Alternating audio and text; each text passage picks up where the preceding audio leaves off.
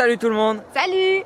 Bienvenue dans cette nouvelle vidéo où on vous présente enfin notre super camion aménagé. Il était temps. Ouais, il était temps. Allez, c'est parti!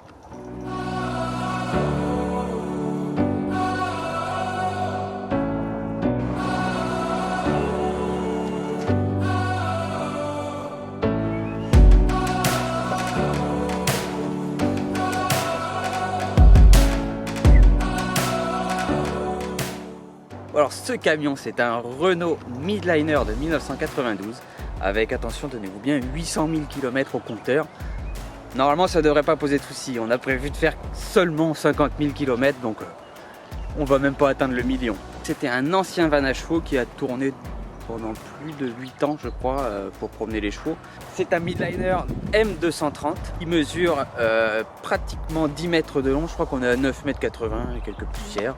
Alors le truc c'est qu'il a un sacré porte-à-faux, faut faire super attention quand on tourne de pas accrocher quelques cyclistes. Ça m'est arrivé 2-3 fois je crois d'en voir 2-3 s'agiter dans le coin du camion là-bas. Bon, je me suis arrêté puis ils sont descendus quoi. Tout s'est bien passé. En hauteur, je suis pas sûr, il me semble que ça tourne autour des 3,45.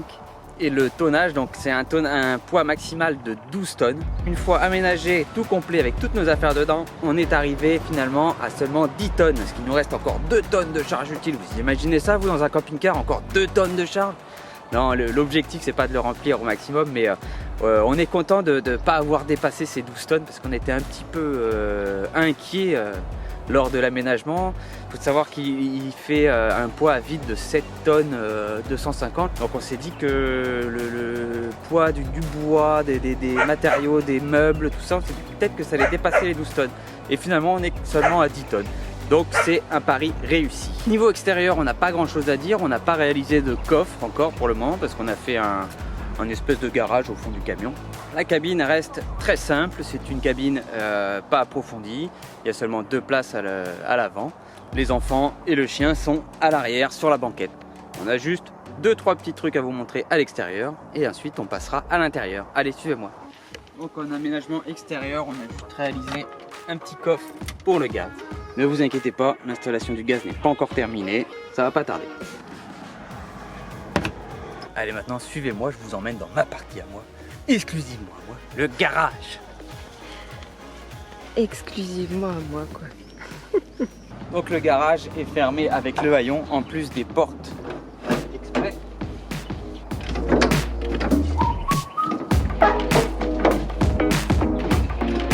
Donc ça nous fait un beau haillon. Je sais ce que vous allez dire, non, on ne fait pas de terrasse dessus, ça ne nous intéresse pas.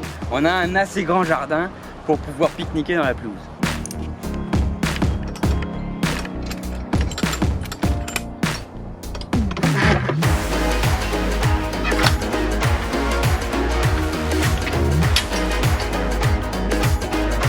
Comme je vous ai dit, c'est ma partie. Donc c'est un petit peu le bordel, mais léger, hein. Y a pas de quoi s'alarmer. Et encore, c'est rangé. Et encore, c'est rangé au maximum pour essayer de pouvoir placer tout ce qu'on a à placer. Donc à gauche, on a la partie vraiment garage avec nos vélos, le chaudron, les outils et les quelques bricoles qu'on a à ranger. Et à droite, on a toute la partie électrique que je vais vous détailler maintenant. Donc pour tout ce qui est électricité, ça reste un schéma très simple.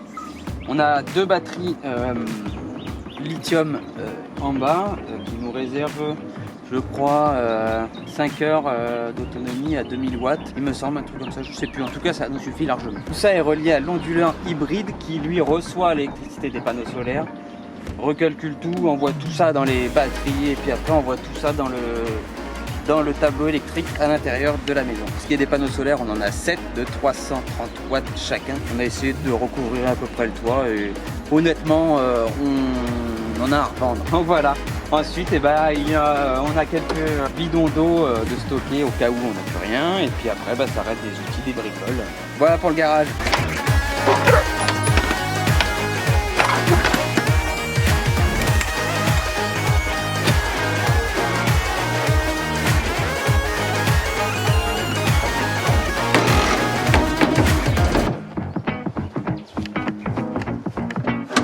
Et voilà, le garage est fermé.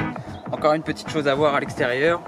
parle de la cuve d'eau sale qui était déjà là. À la base, c'était leur réserve d'eau pour les chevaux. Ah, voilà, elle fait seulement 150 litres, mais ça nous suffit largement, vu qu'on a une autonomie de 300 litres d'eau propre. Donc, dernière chose à voir à l'extérieur, nos escaliers, donc magnifiques escaliers. On va les chercher, ils coulissent, table.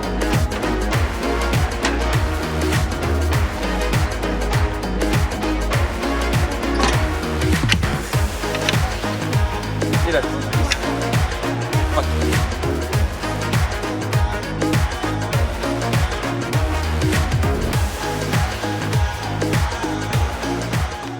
Donc voilà pour l'extérieur. Maintenant je vous laisse rentrer à l'intérieur et là c'est madame qui va vous faire la visite.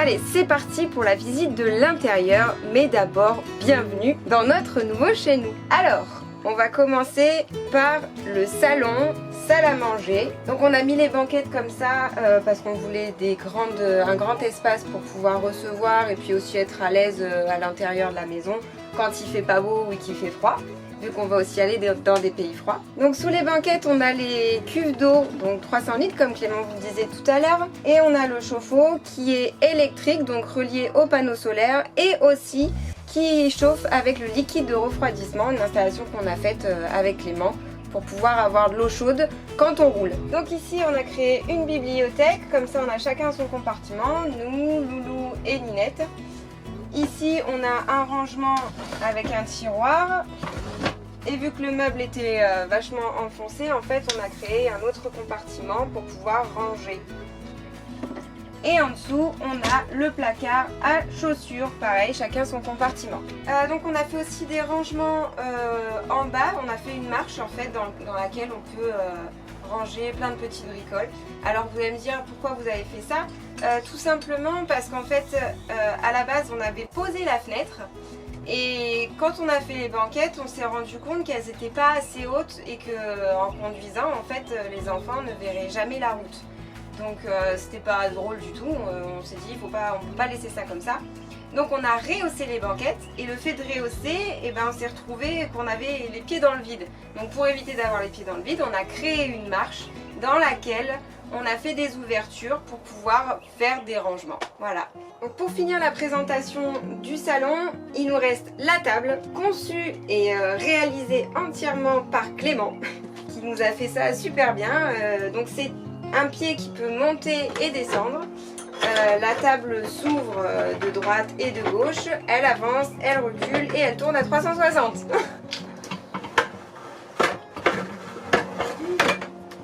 Donc ensuite on passe à notre chambre qui est donc juste au-dessus, à l'étage. Donc on monte et on descend grâce à un treuil et on a mis 3 rails qui sont fixés dans les parois qui permettent au lit en fait d'éviter de gesticuler de droite et de gauche. Et on met le pied pour avoir un peu plus de stabilité et éviter que ça penche ou quoi. Normalement ça penche pas mais bon, par mesure de sécurité on met le pied. Comme ça on est sûr de ne pas tomber dans la nuit. Et ensuite, comme dans le camping-car, bien évidemment, on a notre petite partie intime.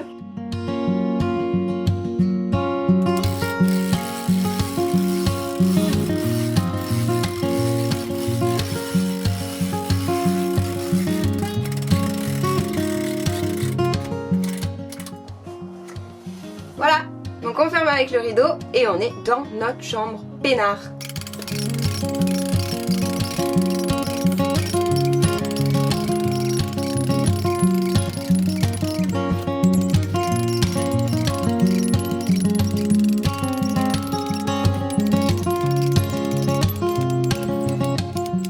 Pour être sûr que le lime se maintienne en position haute, on a installé une vis avec un écrou-frein. Comme ça au moins, ça risque pas de tomber sur la route ou n'importe quand. Donc ensuite, on arrive dans la cuisine. On a décidé de faire donc de chaque côté, tout en longueur. Donc on a la partie évier qu'on a récupéré.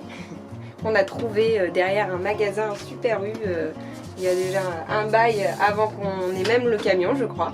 Ensuite, on a fait donc tous les placards. Donc, évidemment, il y a les placards pour la vaisselle, les placards pour manger. Enfin, tout à droite, à gauche. Je ne vais pas vous montrer tout l'intérieur. Hein. Tout le monde connaît l'intérieur d'une maison. Pareil en bas, on a des placards aussi pour pouvoir ranger. Et ici, on s'est fait un coin épices, bouteilles, etc. On a la poubelle, enfin bref, tout un tas de choses. Tout est fixé hein, parce que bien évidemment, il ne faut pas que ça bouge. Donc tout ce qu'on laisse tout le temps est complètement fixé. Il n'y a que ça qu'on retire à chaque fois qu'on conduit. Donc on a une gazinière avec four, tout classique hein, qu'il y a dans toutes les maisons et qui fonctionne au gaz, donc qui est relié à la bouteille que Clément vous a montré tout à l'heure à l'extérieur. Ensuite on a un grand frigo avec une partie congélateur et l'autre partie frigo. Il est fixé directement à la paroi, donc comme ça au moins il bouge pas du tout quand on conduit. Par contre la gazinière n'est pas fixée parce qu'on n'a pas trouvé le moyen, donc on met à chaque fois une sangle pour éviter que ça bascule en fait. Et là pour le frigo, en plus de l'avoir accroché, pour éviter que les portes s'ouvrent, on a acheté des petits blocs frigo quoi. Voilà, qui se ferment comme ça et qui s'ouvrent comme ça. Ici, on a la chambre de Luca et la chambre de Nina qu'on a décidé de faire comme des lits jumeaux. Hein.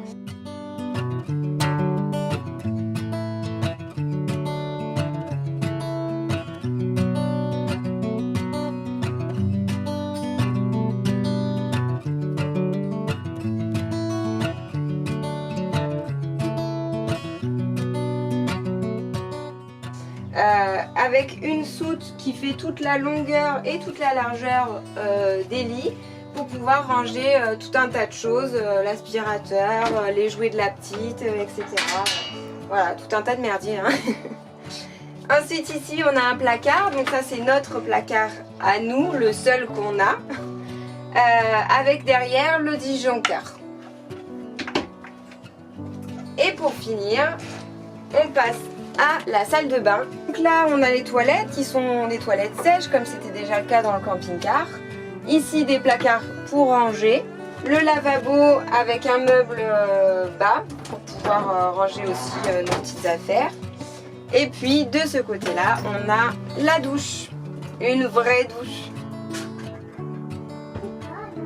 Voilà pour la présentation de notre nouvelle maison qui va nous accompagner tout le long de notre tour d'Europe. On a mis donc 4 mois pour le faire, on a tout réalisé par nous-mêmes et grâce aussi à l'aide d'amis et de la famille qu'on remercie encore. Et voilà, hein, c'est tout, hein, rien d'autre à dire de plus. On les remercie encore une fois. Voilà, maintenant il n'y a plus qu'à, donc on a démarré notre voyage, vous avez dû voir avant, maintenant on va continuer et on espère que vous allez être nombreux à nous suivre encore. Allez, ciao! Ciao!